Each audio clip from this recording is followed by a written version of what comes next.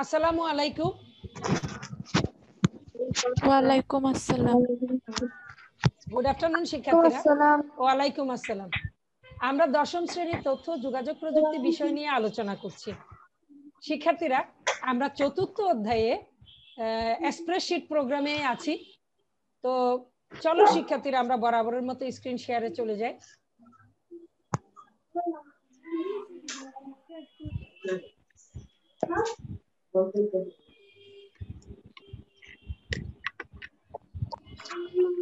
শিক্ষার্থীরা, ছবিতে তোমরা কি দেখতে পাচ্ছ? এই ছবিতে তোমরা কি দেখতে পাচ্ছ? এটা কিসের ছবি দেখো তো? হ্যাঁ, স্যালারি শিট। এই স্যালারি শিটটা দেখো কি কি আছে এখানে, একটু দেখো তো কি কি আছে এখানে। মানুষের নাম আছে, বেসিক স্যালারি আছে, হাউস রেন্ট, বলো, medical allowance, medical allowance, total salary,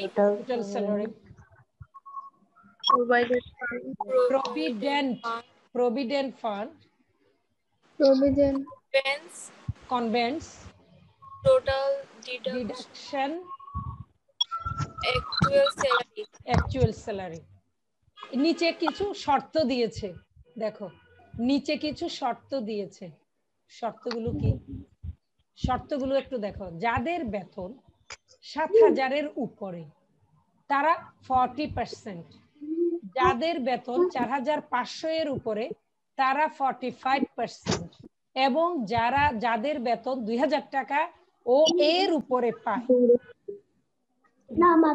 তারা 50% হারে বাড়ি ভাড়া পাবে। তাহলে কি বেতনের সাথে কিসের সম্পর্ক শিক্ষার্থীরা?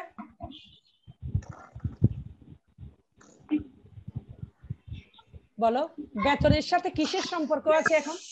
এই যে বেতন, এই বেতনের সাথে কিসের সম্পর্ক? বাড়ি ভাড়ার সম্পর্ক। শিক্ষার্থীরা, ২ নম্বরে কি বলছে? যাদের বেতন ৭,০০০-এর উপরে তারা ১,০০০ টাকা, যারা ৪,৫০০-এর উপরে তাদের ১৫০ টাকা, যারা ২,০০০ টাকা এর উপরে বেতন পান তারা ২০০ টাকা হারে কি দিবে?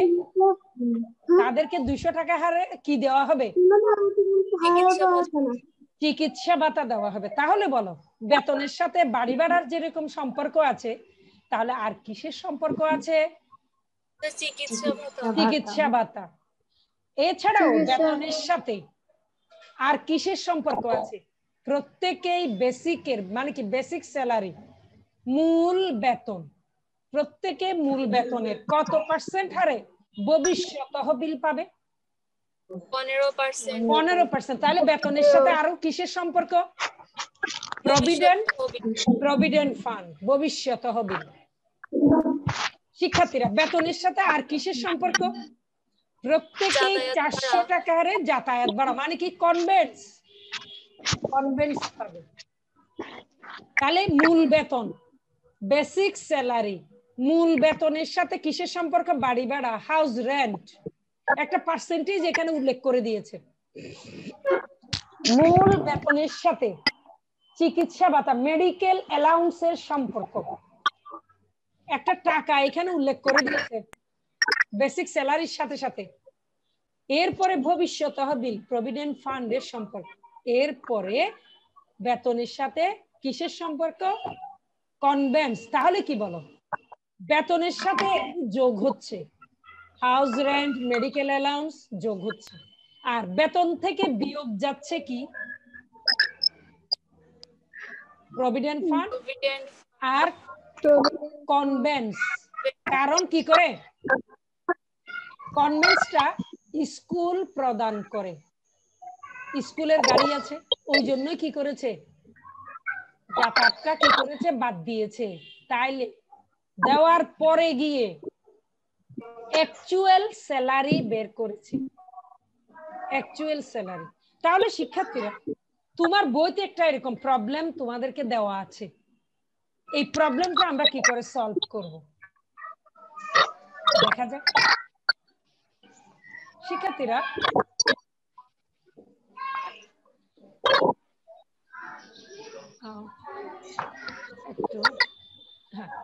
শিক্ষার্থীরা দেখো, তোমার বইতে একটা প্রবলেম ছিল পৃষ্ঠা ৬২-তে। এই ৬২-র সমস্যাটা আমরা কি করে সলভ করব? দেখো কি আছে, নাম আছে একজন মানুষ মিস্টার চৌধুরী, উনার মাসিক মূল বেতন, তার মানে কি বেসিক স্যালারি কত? ১৬,৫০০ টাকা। তিনি ৫৫% হারে বাড়ি ভাড়া ভাতা পান। তাহলে হাউস রেন্ট কত? ৫৫% হারে পান। কিসের? বেসিক স্যালারি এর। উনি কত টাকা পান এটা কিন্তু বলেনি, বলেছে কি উনি ৫৫% হারে বাড়ি ভাতা পান। কোথাকার? বেসিক স্যালারি এর। তার এবং ৭০০ টাকার চিকিৎসা ভাতা পান। তাহলে কি হলো? মেডিকেল অ্যালাউন্স কত? ৭০০ টাকা। তার মোট বেতন হতে ৯০ টাকা কল্যাণ তহবিল, এই যে কি বেনেভোলেন্ট ফান্ড, কল্যাণ বেনেভোলেন্ট ফান্ড উনি কত পান? ৯০ টাকা উনি প্রদান করেন স্কুলের কল্যাণ তহবিলে, প্রদান করেন আর কি, কল্যাণ তহবিল এবং যৌথ বীমা বাবদ উনি ৯০ টাকা প্রদান করেন। তাহলে এটা কেটে রাখা হচ্ছে বেতন থেকে, ওইটা বেতন থেকে ৯০ টাকা ফিক্সড কেটে রাখা হচ্ছে। এখন বলা হচ্ছে উনার নেট বেতন কত।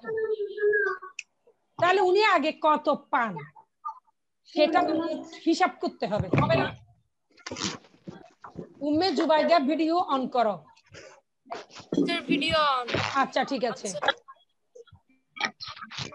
এরপরে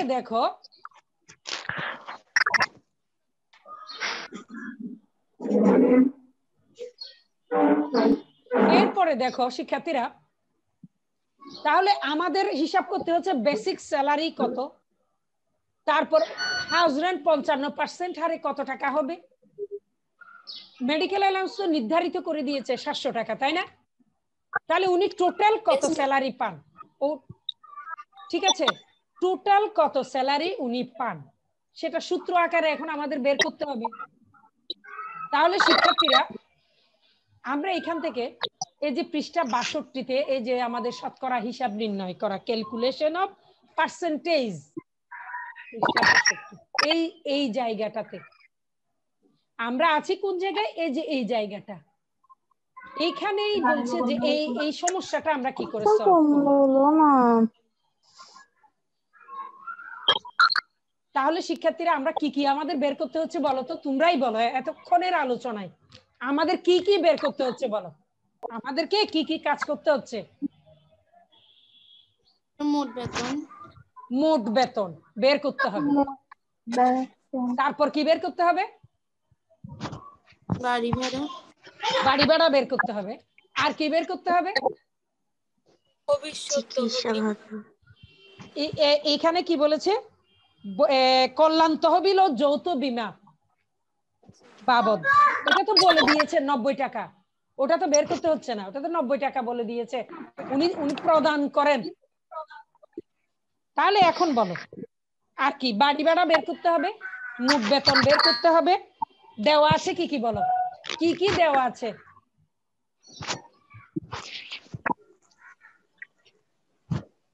চিন্তা করে জবাব দাও।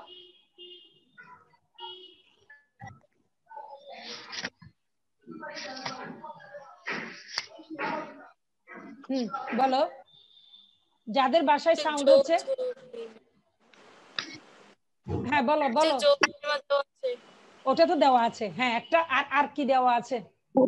দুইটা জিনিস দেওয়া আছে, কিন্তু একটা বলেছো যৌথ বীমা এবং কল্যাণ তহবিল দেওয়া আছে ৯০ টাকা উনি এটা প্রদান করেন, উনি কিন্তু এটা পান না, স্কুলে প্রদান করেন, উনার অফিসে উনি প্রদান করেন এটা। তাহলে বলো আর কি কি হতে পারে, কি কি দেওয়া আছে বলো? চিকিৎসা ভাতা, চিকিৎসা ভাতা দেওয়া আছে। আর কি দেওয়া আছে?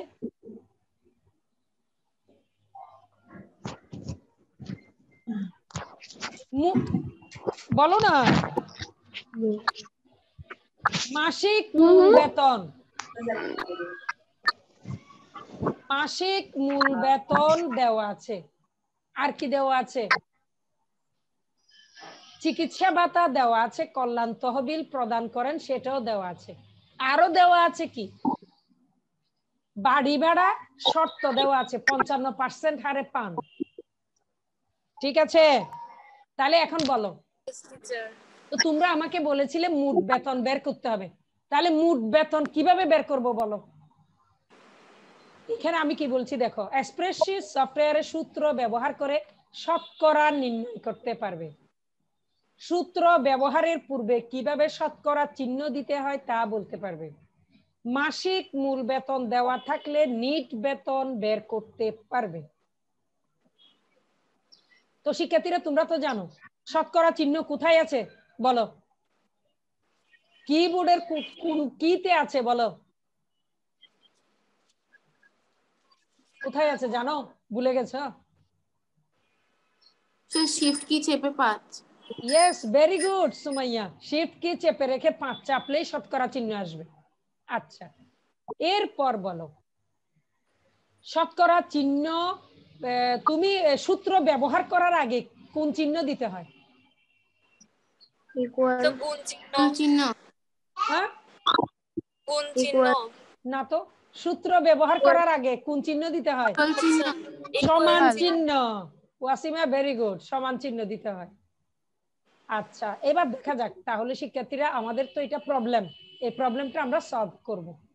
তাহলে আমাকে কি করতে হবে? স্প্রেডশিটে আগে টাইপ করে নিতে হবে, উপরে একটা হেডিং দিতে হবে স্যালারি শিট, তারপর নাম আছে মিস্টার চৌধুরী, এরপরে আমি বেসিক স্যালারি টাইপ করব। কত?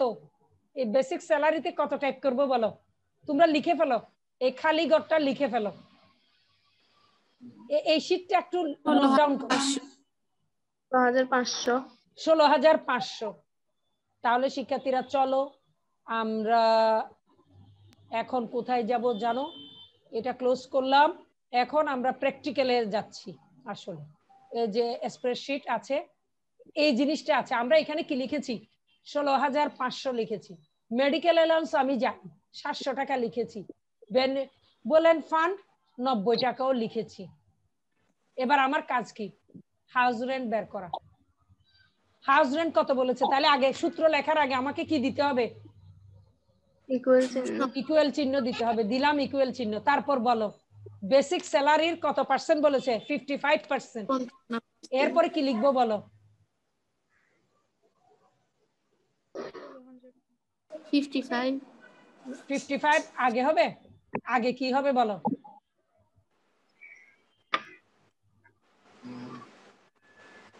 আগে কি হবে? আগে 16,500। 16,500 কোন সেল অ্যাড্রেসে আছে? B4। তাহলে B4 বলো। এরপর কি বল? এরপর কোন চিহ্ন? B4 গুণ চিহ্ন। গুণ চিহ্ন, ভেরি গুড। B4 এর গুণ চিহ্ন মানে এর, B4 এর। তারপর কি লিখবো? 55, তারপর পার্সেন্ট, ভেরি গুড। এরপর কি চাপবো? এন্টার চাপবো, ভেরি গুড, হয়ে গেছে। ঠিক আছে, দেখো এই যে বরাবর হয়ে গেছে। এরপর বলো এবার এখন কি করতে হবে? Total salary. তাহলে এখন কি সেল পয়েন্টটা টোটাল স্যালারিতে নিয়ে যাব, নিলাম। তারপর কি করব বলো?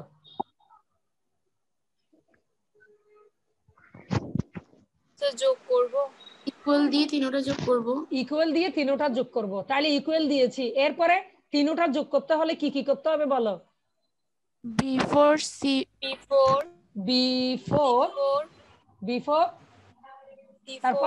তারপর B4 C4, তো মধ্যখানে কি হবে? প্লাস, তারপর C4, তারপর কি? প্লাস, এরপরে D4, ভেরি গুড, D4। এরপর কি চাপবো? Enter, very good. তারপর কি করব বলো? এখন সেল পয়েন্টার কোথায় নিব? Net salary, very good, click করলাম। তারপর এখন কি করতে হবে? Equal E4 minus equal E4 দিলাম minus F4 F4 very good enter চাপলাম বের হয়ে গেছে ভেরি গুড কি সুন্দর এই তো তোমরা তো আমি আসলে চিন্তা করছিলাম তোমাদের মনে আছে কিনা এই কাজগুলো তো তোমরা স্কুলে প্র্যাকটিক্যাল করেছিলে তাহলে মনে আছে কিনা একটু চেক করে নিলাম আশা তাহলে তোমরা তো দেখি বলতে পারছিলে প্রথমে একটু অবশ্য মানে চিন্তা করে আসতে ইয়ে করেছিলে পরে তো দেখলাম যে না ভেরি গুড তাহলে এটাই এই জিনিসগুলোই এটাই আমরা রিভিউ করছি আসলে এগুলো তো আমাদের রিভিউ আর জানুয়ারি ফেব্রুয়ারিতে তো আমরা এই ক্লাসগুলো করেছিলাম তোমরা প্র্যাকটিক্যালও করেছিলে তো খুবই ভালো লাগলো যে তোমাদের সূত্রগুলো মনে আছে তো শিক্ষার্থীরা তারপরেও সূত্রগুলো লিখে রাখো খাতাতে আমি সেল পয়েন্টার রাখছি C4 এ আমি সেল পয়েন্টার রেখেছি সূত্রটা লিখে ফেলো সূত্রটা কোন জায়গায় আছে এই যে ফর্মুলা বারে ফর্মুলা বার থেকে লিখে ফেলো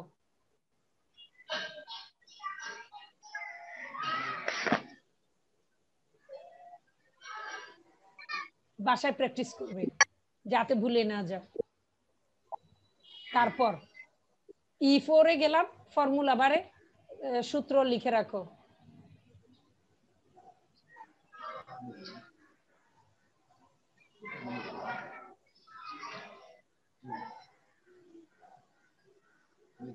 তারপর নেট স্যালারিতে যাও ওখানে ফর্মুলাটা লিখে রাখো ভেরি গুড হয়েছে তোমাদের কাজ তো হয়েছে শিক্ষার্থীরা তোমাদের সাথে একটা বিষয় শেয়ার করব আজকে চট্টগ্রাম অনলাইন স্কুল থেকে আমাকে সংবর্ধনা দেওয়া হচ্ছে ওই সংবর্ধনাটা লাইভে শেয়ার দেওয়া হবে তো তোমরা সংবর্ধনাটা দেখবে কেন দেখবে আমি বলি টিচারদের সাফল্যে যেরকম তোমরা খুশি হও একই রকম আমাদের আমরাও টিচাররা শিক্ষার্থীদের সাফল্যে খুশি হই তো একটা অনুষ্ঠান কি করে পরিচালনা করে এই যে অনলাইনে একটা অনুষ্ঠান কিভাবে হচ্ছে এই জিনিসটা তোমাদের দেখা দরকার এই কারণে শিক্ষার্থীরা বলছি তোমরা অনুষ্ঠানটা দেখবে 8:30টায় আর একটু পরে আমরা অনুষ্ঠানের ওই যে ব্যানার আছে না ব্যানারটা শেয়ার করব ওনারা ব্যানার করেছেন এটা শেয়ার করব আমি আরো এটা কেন শেয়ার করব তোমাদের সাথে এই কারণে যে আমরা ব্যানার তৈরি করা শিখেছি কিন্তু শিক্ষার্থীরা কোথায় ইলাস্ট্রেটর প্রোগ্রামে তো চট্টগ্রাম অনলাইন স্কুল থেকে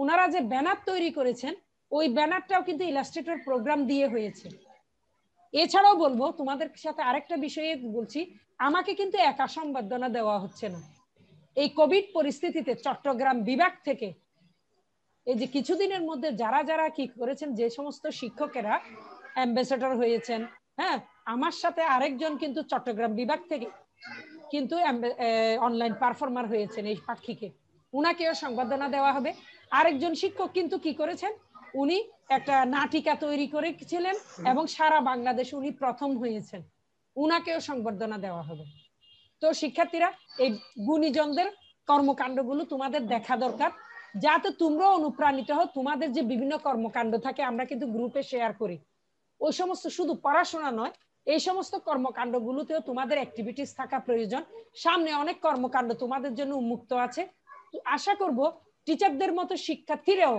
এই সমস্ত কর্মকাণ্ডে অংশগ্রহণ করে স্কুলের ভাবমূর্তি উজ্জ্বল করবে পড়াশোনার পাশাপাশি পড়াশোনা তো করবেই পড়াশোনাও করবে সাথে তোমরা অন্যান্য কো-কারিকুলার অ্যাক্টিভিটিস এর এই সমস্ত কর্মকাণ্ডে অংশগ্রহণ করে তোমরাও স্কুলের ভাবমূর্তি অক্ষুণ্ণ রাখবে এই কারণেই বিষয়টা তোমাদের সাথে শেয়ার করা তোমরা এর আগে দেখেছো আমরা ডক্টর চন্দ্রনাথের সাথে আজিজা সিদ্দিকা সোহাকে নিয়ে ইন্টারভিউ করেছিলাম এটাতেও কিন্তু আমরা সাকসেসফুল হয়েছি এছাড়াও আমরা কি করেছি আমরা কিন্তু বিদেশি শিক্ষার্থীদের সাথে আমাদের স্কুলের শিক্ষার্থীরাও অ্যাড হয়েছিল তো এই কর্মকাণ্ডগুলো কিন্তু আমরা এই কোভিড-19 এর পরিস্থিতিতে করছি তোমরা জেনে আরো খুশি হবে ক্লাস 6 এর স্টুডেন্ট কি করেছে ফিল্ম ফেস্টিভ্যালে অংশগ্রহণ করেছিল এবং ট্রেনিং এ অংশগ্রহণ করে সাফল্যের সাথে তারা কি করেছে কোর্স সমাপ্ত করেছে সার্টিফিকেট পেয়েছে সুতরাং এই সমস্ত যত কর্মকাণ্ড তোমাদেরকে বলছি, মুক্ত পাঠে তোমরা সদস্য যারা যারা হওনি, মুক্ত পাঠের সদস্য হয়ে কোর্সগুলো গ্রহণ করো এবং সার্টিফিকেট গ্রহণ করো। কিশোর বাতায়নের সাথে কি হোক, যারা যারা এখনো কিশোর বাতায়নের সদস্য হওনি তারা কিশোর বাতায়নের সদস্য হয়ে যাও এবং প্রতিদিন ওখানে যে পোস্টগুলো আছে সেগুলো কিন্তু লক্ষ্য করো। অবশ্যই আমাদের এখন অনলাইনের সাথে কি থাকতে হবে, সম্পৃক্ত থাকতে হবে। আমরা বিভিন্ন সোর্স থেকে তথ্য কালেক্ট করতে হবে। যে যত বেশি তথ্য পাবে সে তত বেশি নিজেকে সমৃদ্ধ করতে পারবে, সেই শিক্ষার্থী নিজেকে তত বেশি আপডেট রাখতে পারবে। তো সুতরাং শিক্ষার্থীরা, তোমাদের যে কিশোর বাতায়ন আছে, তোমরা যে মুক্ত পাঠে, এটা তো বড় ছোট সবাই এর সদস্য হতে পারে এবং যে কেউ, শিক্ষক শিক্ষার্থী যে কোনো পেশার লোকজন, তোমাদের বাবা মারাও কিন্তু এখানে কোর্স করতে পারবে। সুতরাং শিক্ষার্থীরা বিভিন্ন সোর্স থেকে এই তথ্যগুলো পেয়ে এবং নিজেরা অংশগ্রহণ করে তোমরা নিজেদেরকে সমৃদ্ধ কর, এটাই আমাদের চাওয়া। তো ঠিক আছে, ধন্যবাদ শিক্ষার্থীরা। তোমরা সবাই ভালো থাকো, সুস্থ থাকো এবং নিরাপদে থাকো এবং কোভিড-19 পরিস্থিতিতে স্বাস্থ্যবিধিগুলো কঠোরভাবে মেনে চলো। ধন্যবাদ শিক্ষার্থীরা। ওয়ালাইকুম আসসালাম। ওয়ালাইকুম আসসালাম। Bye bye. Bye bye.